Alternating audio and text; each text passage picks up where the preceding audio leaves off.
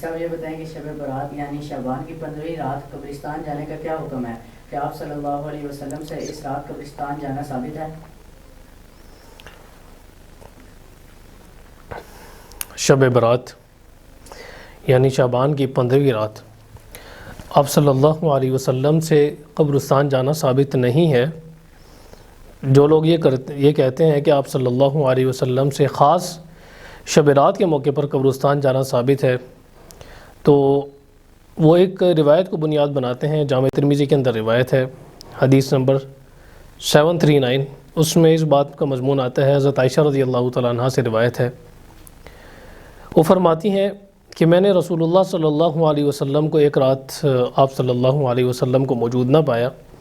یعنی آپ صلی اللہ علیہ وسلم موجود نہ تھے، تو میں آپ صلی اللہ علیہ وسلم کی جستجو اور تلاش میں نکلی، تو آپ صلی اللہ علیہ وسلم بقیع قبرستان میں موجود تھے۔ تو آپ صلی اللہ علیہ وسلم نے فرمایا کہ کیا تمہیں یہ اندیشہ ہے کہ اللہ اور اس کا رسول تمہاری باری میں حق تلفی وغیرہ یعنی زیادتی کر سکتے ہیں؟ تو حضرت عائشہ رضی اللہ تعالیٰ عنہ نے فرمایا کہ اے اللہ کے رسول، مجھے یہ خیال ہوا کہ شاید آپ اپنی دوسری ازواج مطہرات میں سے کسی کے پاس تشریف لے گئے ہیں، یعنی دوسری بیویوں میں سے کسی کے پاس چلے گئے ہیں۔ تو آپ صلی اللہ علیہ وسلم نے فرمایا کہ اللہ تبارک و تعالی شعبان کی 15ویں رات آسمان دنیا کی طرف نزول فرماتے ہیں، پھر بنو کلب قبیلہ کی بکریوں کے بالوں کی تعداد سے بھی زیادہ لوگوں کی مغفرت فرما دیتے ہیں، یعنی اس میں کثرت بیان فرمائی انہوں نے۔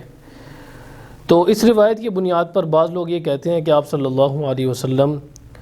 شب رات کے موقع پر قبرستان گئے، کیونکہ حضرت عائشہ رضی اللہ تعالیٰ عنہ فرماتی ہیں کہ میں نے آپ صلی اللہ علیہ وسلم کو قبرستان میں پایا اور بقیع قبرستان میں آپ صلی اللہ علیہ وسلم کو پایا۔ لیکن یہ روایت جو ہے سند کے لحاظ سے بہت زیادہ کمزور ہے، کیونکہ اس کی سند میں ایک راوی سلام طویل ہیں، اور سلام طویل جو راوی ہے نا، اس پر محدثین نے بڑی سخت جرح فرمائی ہے، اور اس کی سند میں اور بھی علتیں ہیں کافی ساری، جس کی وجہ سے جو بعض محدثین ہیں انہوں نے اس روایت کو موضوع تک قرار دیا ہے، جس سے معلوم ہوتا ہے اور کہ یہ روایت شاہد بننے کی بھی صلاحیت نہیں رکھتی، اور اس روایت سے کوئی فضیلت بھی ثابت نہیں ہو سکتی، کیونکہ جب کسی روایت کا مضمون یا کسی روایت کی سند اتنی شدید ضعیف ہو کہ اس کے اندر بہت زیادہ کوئی سختی پائی جاتی ہو، بہت زیادہ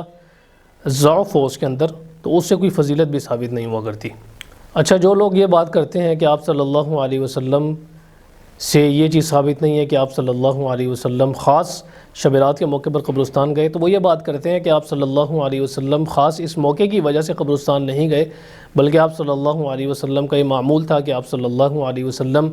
رات کے وقت قبرستان جایا کرتے تھے۔ تو اس کی ایک روایت ہمیں ایک اور روایت میں اس کی دلیل ملتی ہے، حضرت عائشہ رضی اللہ تعالیٰ عنہ سے ہی روایت ہے، وہ فرماتی ہیں کہ آپ صلی اللہ علیہ وسلم جب ان کی باری تھی جس رات میں، تو آپ صلی اللہ علیہ وسلم رات کے آخری پہر بقیع قبرستان کی طرف نکلے، اور آپ صلی اللہ علیہ وسلم نے فرمایا کہ السلام علیکم دار قوم مؤمنین، کہ السلام علیکم مومن گھرو والو، مومن قوم کے گھر، اور تم اس پر آ گئے ہو جس کا تم سے کل کا وعدہ کیا گیا ہے، اور ہم بھی تمہارے پاس آنے والے ہیں۔ پھر آپ صلی اللہ علیہ وسلم نے فرمایا کہ اللہم اغفر لأہل بقیع الغرقد، کہ اے اللہ جو غرقد والے ہیں، بقیع والے ہیں، ان کی مغفرت فرما دیجئے۔ یہ صحیح مسلم میں روایت ہے۔ تو اس روایت میں صاف طور پر مضمون آتا ہے کہ آپ صلی اللہ علیہ وسلم رات کے آخری پہر نکل گئے، اور رات کے آخری پہر آپ صلی اللہ علیہ وسلم بقیع قبرستان تشریف لے گئے۔ مسند احمد میں بھی اسی طرح کی روایت آتی ہے، اور مسند احمد میں 2 روایتیں اس قسم کی آتی ہیں جس میں آپ صلی اللہ علیہ وسلم رات کے وقت حضرت عائشہ رضی اللہ تعالیٰ عنہ کی باری میں بقیع قبرستان تشریف لے گئے۔ تو ان روایات کی بنیاد پر جو محدثین ہیں اور فقہاء کرام ہیں، وہ یہ فرماتے ہیں کہ خاص شب رات کے موقع پر آپ صلی اللہ علیہ وسلم سے قبرستان جانا تو ثابت نہیں ہے۔ ہاں، جو آپ صلی اللہ علیہ وسلم اگر گئے بھی ہیں تو اتفاقی طور پر رات کو چلے گئے ہیں، خاص شب رات کی وجہ سے نہیں گئے، کیونکہ آپ صلی اللہ علیہ وسلم کا معمول تھا کہ وہ روزانہ رات کو جایا کرتے تھے، یا کبھی کبھار رات کے وقت آپ صلی اللہ علیہ وسلم جایا کرتے تھے۔ تو آپ صلی اللہ علیہ وسلم کا جانا یہ خاص شب رات کی وجہ سے نہیں تھا، بلکہ اس وجہ سے تھا کہ آپ صلی اللہ علیہ وسلم کا معمول تھا کہ وہ جایا کرتے تھے، خاص شب رات کی وجہ سے نہیں گئے۔ خاص شب رات والی جو روایت ہے اس کو محدثین نے کمزور قرار دیا ہے، اور بعض حضرات نے موضوع تک قرار دیا ہے، کیونکہ اس میں راوی موجود ہے، اس راوی کی بحث میں آپ کے سامنے رکھ چکا ہوں پہلے۔ اچھا مفتی صاحب یہ بتائیں کہ 15 شعبان کے دن روزہ رکھنا کیا ثابت ہے؟ 15 شعبان کے دن روزہ رکھنے سے متعلق ایک سنن ابن ماجہ میں روایت ہے، لیکن اس روایت کو بعض حضرات کمزور قرار دیتے ہیں اور بعض حضرات اسے صحیح کہتے ہیں، بہرحال اس میں اختلاف ہے، میں آپ کے سامنے رکھ دیتا ہوں۔ لیکن خاص 15 شعبان کے روزے سے متعلق جو روایت ہے وہ کمزور ہے، اتنی مضبوط نہیں ہے کہ اس کے بارے میں یہ کہا جا سکے کہ خاص 15 شعبان سے متعلق روزہ رکھنا جو ہے وہ ثابت بھی ہے آپ صلی اللہ علیہ وسلم سے، اور اس کے علاوہ خاص آپ صلی اللہ علیہ وسلم نے رکھا ہے۔ سب سے پہلے میں آپ کے سامنے روایت رکھ دیتا ہوں، پھر باقی دوسری بحث ہم دیکھ لیتے ہیں۔ سنن ابن ماجہ میں روایت ہے، حضرت علی رضی اللہ تعالیٰ عنہ سے روایت ہے، وہ فرماتے ہیں کہ آپ صلی اللہ علیہ وسلم نے فرمایا کہ جب شعبان کی 15ویں رات ہو تو تم اس کی رات کو قیام کرو اور اس کے دن روزہ رکھو، کیونکہ اللہ تبارک و تعالیٰ نزول فرماتے ہیں جب سورج غروب ہوتا ہے، اس وقت نزول فرماتے ہیں آسمائی دنیا پر۔ تو اللہ تبارک و تعالیٰ فرماتے ہیں کیا کوئی استغفار کرنے والا ہے کہ میں اسے بخش دوں؟ کیا کوئی رزق طلب کرنے والا ہے کہ میں اسے رزق دوں؟ کیا کوئی کسی چیز میں مبتلا شخص ہے کہ میں اس کو اسے عافیت دوں، کسی بیماری میں، کسی بھی چیز میں، یہاں تک کہ فجر کا وقت ہو جاتا ہے، یہاں تک کہ فجر طلوع ہو جاتی ہے۔ تو اس روایت میں آپ صلی اللہ علیہ وسلم نے فرمایا ہے کہ جب آپ صلی اللہ علیہ وسلم جو 15ویں رات ہے تو آپ صلی اللہ علیہ وسلم نے فرمایا کہ تم اس رات میں قیام کرو اور اس دن روزہ رکھو، یعنی 15 شعبان کو روزہ رکھو۔ لیکن یہ روایت بڑی کمزور ہے، اس کی وجہ یہ ہے کہ علامہ ذہبی نے اس روایت میں ایک راوی ہیں، وہ راوی کون سے ہیں؟ ابن ابی صبرہ راوی ہیں، اور اس راوی کو علامہ ذہبی نے ان کو حفظ کی جہت سے ضعیف قرار دیا ہے۔ اب دیکھیں حدیث کی اصطلاح میں ایک راوی کسی بھی طرح سے ضعیف ہو سکتا ہے۔ اب ایک راوی کے اندر اگر یہ خصوصیت ہو کہ وہ اس کا حافظہ قوی ہے تو اس خصوصیت کی بنا پر وہ حدیث صحیح ہوتی ہے، لیکن یہی کمزوری بھی بن جاتی ہے، کیونکہ بسا اوقات اس طرح ہوتا ہے کہ کسی راوی کا حافظہ کمزور ہوتا ہے تو اس بنا پر وہ روایت محدثین کے نزدیک ضعیف ہوتی ہے، لیکن وہ اشد قسم کی ضعیف نہیں ہوتی، سخت ضعیف نہیں ہوتی۔ لیکن جو دوسرے محدثین ہیں جیسے محمد بن طاہر المقدسی ہیں، انہوں نے ان کے بارے میں یہ فرمایا کہ بالاجماع متروک الحدیث ہیں۔ امام احمد بن حنبل رحمۃ اللہ علیہ نے ابن ابی صبرہ کے بارے میں کہا ہے کہ یہ حدیثیں گھڑا کرتا تھا اور جھوٹ بولا کرتا تھا، اور ابن عدی نے کہا ہے کہ وہ ایسے لوگوں میں سے ہے کہ جو حدیثیں گھڑا کرتا تھا۔ اور اسی طرح ابن حبان نے بھی ان کی روایت کو یہ فرمایا ہے کہ وہ یہ ثقہ راویوں سے جو من گھڑت روایتیں وہ روایت کرتے تھے۔ اور ایک اور جگہ فرمایا ہے کہ لا یجوز الاحتجاج بہ، کہ اس راوی ابن ابی صبرہ سے کوئی احتجاج نہیں کیا جائے گا، اس کی روایت قابل قبول نہیں ہوگی۔ تو اس روایت تو محدثین کے اقوال کے پیش نظر یہ جو راوی ہے ابن ابی صبرہ، یہ بڑا ہی شدید قسم کا ضعیف راوی ہے، اور بعض حضرات نے تو اس کی روایات کو موضوع تک قرار دیا ہے۔ تو اس وجہ سے اس روایت کے بارے میں سخت قسم کا ضعف پایا جاتا ہے، اور یہی وجہ ہے کہ جو فقہائے کرام نے جو نفل اور مستحب روزے جہاں پر ذکر کیے ہیں تو وہاں پر 15 شعبان کے روزے کا ذکر تک نہیں کیا ہے۔ تو اس بنا پر جو اکثر حضرات ہیں وہ یہی کہتے ہیں کہ 15 شعبان سے متعلق جو روایت ہے بہت زیادہ کمزور ہے، تو اس وجہ سے اس عقیدے کے ساتھ روزہ نہیں رکھنا چاہیے۔ البتہ وہ یہ بات کرتے ہیں کہ اگر کوئی اس طرح روزہ رکھتا ہے کہ 13، 14، 15 کی معمول ہے اس کا روزہ رکھنے کا، کیونکہ 13، 14، 15 کے روزے یہ جو ہے وہ مستحب ہیں، اور اس وجہ سے 3 روزے ہیں ان کو ایام بیس بھی کہا جاتا ہے۔ 13، 14، 15 کے جو روزے ہوتے ہیں ان کو ایام بیس کہا جاتا ہے، اور اسی وجہ سے یہ روزے مستحب ہیں۔ اگر کوئی بندہ 13، 14، 15 کو روزہ رکھ لیتا ہے تو اس وجہ سے 15 شعبان کا روزہ اگر اس میں آ جاتا ہے تو وہ رکھ سکتا ہے، اس میں کوئی حرج نہیں ہے۔ لیکن 15 شعبان کے روزے کو خاص کر لینا اور اس کو خاص اس طور پر رکھنا کہ یہ روزہ جو ہے وہ سنت ہے، مستحب ہے، آپ صلی اللہ علیہ وسلم سے ثابت ہے، تو اس طرح کی کوئی بات نہیں ہے۔ جو روایت ہے وہ میں نے آپ کے سامنے رکھ دی ہے، وہ بڑی سخت ضعیف قسم کی روایت ہے، تو اس کی بنا پر یہ فیصلہ نہیں کیا جا سکتا کہ اس دن روزہ رکھنا چاہیے۔ مفتی صاحب یہ بتائیں کہ شب برات کی فضیلت قرآن مجید سے ثابت ہے؟ نہیں، شب برات کی فضیلت قرآن مجید سے تو ثابت نہیں ہے۔ قرآن مجید میں لیلۃ القدر یعنی شب قدر کی فضیلت تو آئی ہے، سورۃ القدر میں ذکر آتا ہے کہ انا انزلناہ فی لیلۃ القدر، کہ بے شک ہم نے قرآن مجید کو شب قدر میں نازل کیا ہے۔ شب قدر کا ذکر تو آتا ہے، اسی طرح ایک اور جگہ آتا ہے کہ انا انزلناہ فی لیلۃ مبارکۃ، کہ ہم نے قرآن مجید کو مبارک رات میں اتارا ہے، مبارک رات میں نازل کیا ہے۔ اب یہ مبارک رات کون سی ہے؟ یہ مبارک رات شب قدر ہے۔ جو لوگ یہ بات کرتے ہیں کہ اس مبارک رات سے جو سورۃ الدخان میں جس کا ذکر آتا ہے یہ شب قدر نہیں ہے بلکہ یہ شب برات ہے، تو ان کی بات بالکل درست نہیں ہے، کیونکہ اس کی تفسیر میں مفسرین ہے اور اسی طرح جو اس کا سیاق و سباق ہے، قرآن مجید جس رات نازل ہوا ہے وہ شب قدر کی رات ہے، تو شب برات کی فضیلت احادیث سے تو ثابت ہے کسی قدر، وہ ہم بحث کر چکے ہیں، لیکن قرآن مجید سے شب برات کی فضیلت ثابت نہیں ہے۔ اچھا مفتی صاحب یہ بتائیں کیا شب برات نام حدیث سے ثابت ہے؟ نہیں، شب برات نام تو حدیث سے ثابت نہیں ہے۔ حدیث میں تو اس بات کا ذکر آتا ہے کہ جب نصف رات ہو، یعنی شعبان کی نصف رات ہو، اذا کان لیلۃ النصف من شعبان، یعنی جب شعبان کی نصف رات ہو تو نصف رات سے مراد 15ویں رات ہے، تو شعبان کی 15ویں رات آئی ہے احادیث میں، اس کو شب برات کہہ دیا ہے، کیونکہ بعض لوگ یہ کہتے ہیں کہ اس کو شب برات اس وجہ سے کہا جاتا ہے کہ اس میں جہنم سے برات ہوتی ہے اور اللہ تبارک و تعالی مغفرت فرماتے ہیں، تو یہ وجہ احادیث میں آئی ہے،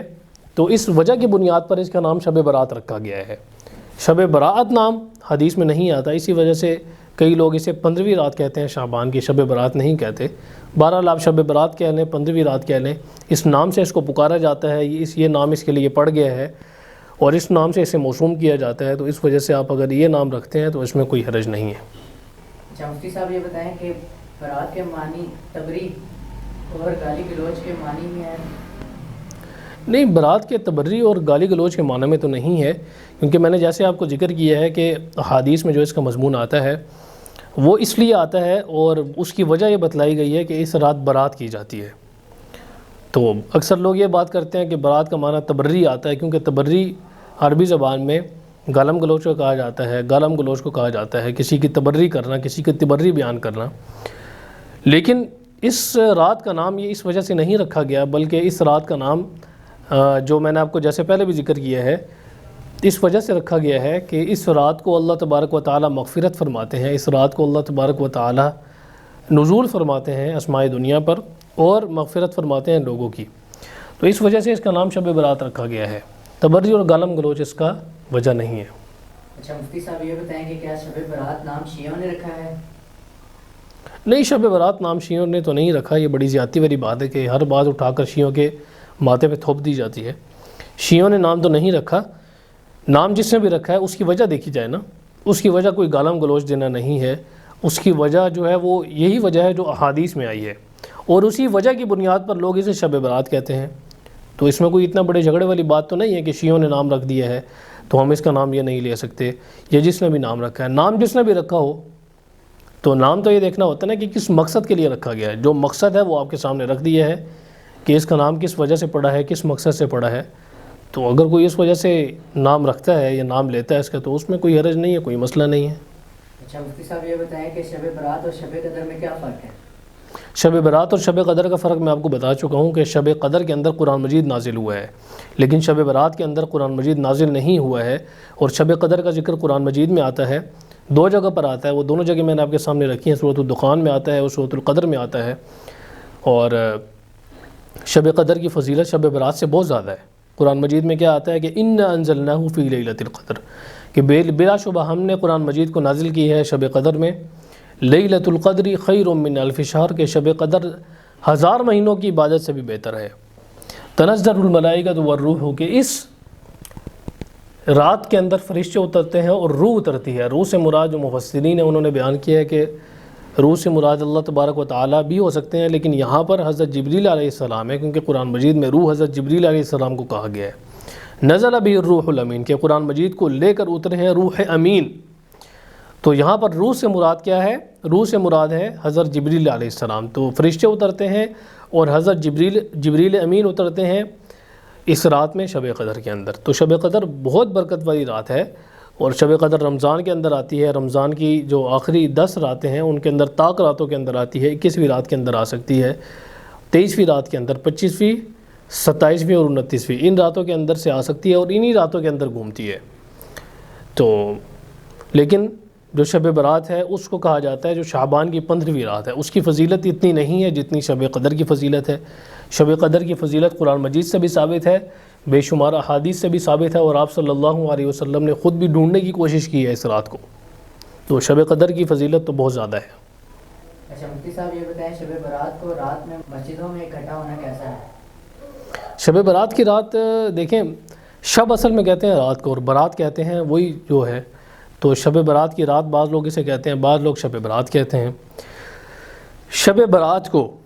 مسجدوں میں اکٹھا نہیں ہونا چاہیے، یہ بات میں پہلے بھی ذکر کر چکا ہوں کہ اس رات کی اہمیت اتنی زیادہ نہیں ہے کہ جتنی اس کو بڑھا چڑھا کر لوگوں نے پیش کر دیا ہے۔ لوگ مسجدوں میں اکٹھے ہوتے ہیں اور نعت خوانی کرتے ہیں، اجتماعی قرآن خوانی کرتے ہیں، تو اس طرح کے معاملات کرتے ہیں۔ آپ رات کو عشاء کی نماز جماعت کے ساتھ پڑھیں اور صبح فجر کی نماز جماعت کے ساتھ پڑھیں تو پوری رات کا ثواب ملے گا، صحیح مسلم میں روایت ہے۔ تو اس وجہ سے مسجدوں میں جمع نہ ہو جائے، جماعت کے ساتھ نمازیں پڑھی جائیں۔ ہمارے ہاں ہوتا کیا ہے کہ لوگ مسجدوں میں اکٹھے ہوتے ہیں اور نمازیں چھوڑ دیتے ہیں،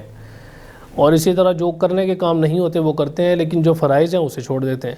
تو یہ کام نہیں کرنے چاہیے، بلکہ جو کام جس درجہ اس کا شریعت میں رکھا گیا ہے، جتنا درجہ ہے اتنا ہی درجہ رہنے دیں اور اسی کے مطابق عمل کریں۔ شب برات میں اسپیکروں پر نعتیں پڑھنا بھی ثواب ہے؟ نہیں، یہ میں ذکر کر چکا ہوں، کوئی ثواب کا کام نہیں ہے اسپیکروں میں نعتیں پڑھنا۔ اسپیکروں میں نعتیں پڑھی جاتی ہیں اور لوگوں کو، بلکہ اسپیکروں کی وجہ سے لوگوں کو تکلیف ہوتی ہے، اور اگر کسی کے اسپیکر میں اس طرح نعتیں پڑھنے سے کسی کو تکلیف ہوتی ہے تو ظاہر ہے یہ تو بہت بڑا جرم ہے اور حق تلفی ہے، اور دوسرے مسلمان کے حق کے اندر آتی ہے چیز، حقوق العباد کے اندر آتی ہے، اس کی تو کوئی معافی نہیں ہے اللہ تبارک و تعالیٰ کے نزدیک۔ نعتیں پڑھنا کوئی اتنا ثواب کا کام ہے کہ آپ اسپیکروں کے اندر پڑھ رہے ہیں اور لوگوں کو سنا رہے ہیں رات کے ٹائم؟ تو اسپیکروں میں، بلکہ میں تو یہ کہتا ہوں کہ اذان بھی اسپیکروں کے اندر نہیں ہونی چاہیے۔ اب لوگ اس پر بڑے سیخ پا ہوں گے، ٹھیک ہے نا؟ تو اذان جو ہوتی ہے وہ لوگوں کو بلانے کے لیے ہوتی ہے۔ آج کے دور میں گھڑی ہیں، آج کے دور میں مختلف چیزیں ہیں، تو کیا آپ صلی اللہ علیہ وسلم کے دور میں اس طرح اذان دی جاتی تھی کہ تمام کے تمام لوگوں کو سنائی دے؟ لوگ اتنا دور سے آتے تھے، دوسری آبادی سے کوئی آ رہے نماز پڑھنے کے لیے، تو کیا اس کو بھی اذان کی آواز سنائی دیتی تھی؟ تو اسپیکروں کا مقصد جو ہے نا، وہ آج کے دور میں بڑا غلط استعمال کیا جاتا ہے اسپیکروں کو، اور اس سے تکلیف ہوتی ہے، اظہار ثانی ہوتی ہے لوگوں کو۔ تو اذان کی حد تک تو چلے ٹھیک ہے، لیکن باقی دوسرے نعتوں کے لیے استعمال کرنا اور دوسرے کاموں کے لیے استعمال کرنا، تو اس کی گنجائش نہیں ہونی چاہیے۔ مفتی صاحب یہ بتائیں شب برات میں خاص قسم اور خاص طریقے سے نمازیں پڑھی جاتی ہیں، ایسا کرنا کیسا ہے؟ نہیں، کوئی خاص طریقے سے نمازیں ثابت نہیں ہے، کوئی خاص قسم کی نمازیں ثابت نہیں ہیں، لوگوں نے اپنی طرف سے بنائی ہوئی ہیں کہ پہلی رکعت میں جو ہے فلانی صورت پڑھ لو، پہلی رکعت اس طریقے سے پڑھو، دوسری رکعت میں فلانی صورتیں پڑھ لو، اس طریقے سے پڑھو تو یہ ہو جائے گا، تو وہ ہو جائے گا۔ وہ بھائی جب کوئی عبادت ثابت ہی نہیں ہے اس رات میں، تو پھر نماز کہاں سے ثابت ہوگی خاص طریقے سے پڑھنا؟ 2 رکعت نفل پڑھ لیں آپ سمپل طریقے سے، وہ بھی ٹھیک ہے، اور اس کے علاوہ آپ رات کی جو عشاء کی نماز ہے جماعت کے ساتھ پڑھیں، فجر کی نماز جماعت کے ساتھ پڑھیں، صحیح مسلم کی روایت کے مطابق آپ کو ساری رات کا ثواب ملے گا۔ تو اتنی سی بات ہے اس میں، لوگوں نے اس میں بڑا چڑھا دی ہیں چیزیں، اور اس کی وجہ سے وہ چیزیں بگڑ چکی ہیں۔